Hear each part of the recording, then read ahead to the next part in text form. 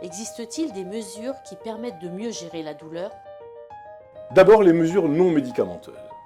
Elles consistent en entretien de la condition physique par une activité classique, sans essoufflement et avec une réduction de la surcharge pondérale éventuelle. Également, nous proposerons des exercices de mobilisation articulaire et de renforcement musculaire, dans un premier temps, sous le contrôle d'un kinésithérapeute, puis seul ensuite, car le patient peut répéter tout simplement chez lui chaque jour les exercices que lui aura appris le kinésithérapeute. On pourra faire appel également à des orthèses. Ce sont des attelles de repos, des genouillères, des semelles orthopédiques, et puis à l'aide technique de cannes qui pourront bien soulager le patient.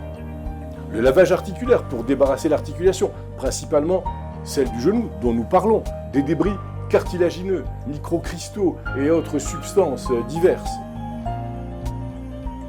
Les médicaments. Nous avons à notre disposition 4 types de médicaments. Au premier rang, bien sûr, les antalgiques. Et, je l'ai dit, essentiellement le paracétamol qui donne souvent des résultats corrects.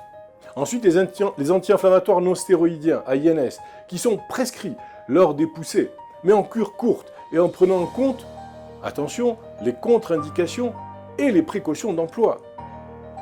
Si nécessaire, ces anti-inflammatoires, sous forme de corticoïdes, sont injectés dans l'articulation douloureuse, sans dépasser 3 injections par an. Cela est important. Les antiarthrosiques symptomatiques d'action lente, en traitement de fond, avec des résultats retardés sur le soulagement de la douleur, mais prolongés au-delà de l'arrêt du traitement, sont également utilisés. Les injections intra-articulaires d'acide hyaluronique, la chirurgie.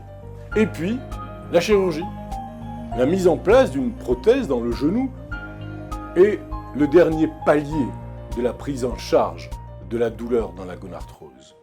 Il est franchi lorsque les mesures non médicamenteuses et médicamenteuses sont devenues, hélas, insuffisantes pour permettre au patient d'avoir une vie correcte et être soulagé de ses douleurs.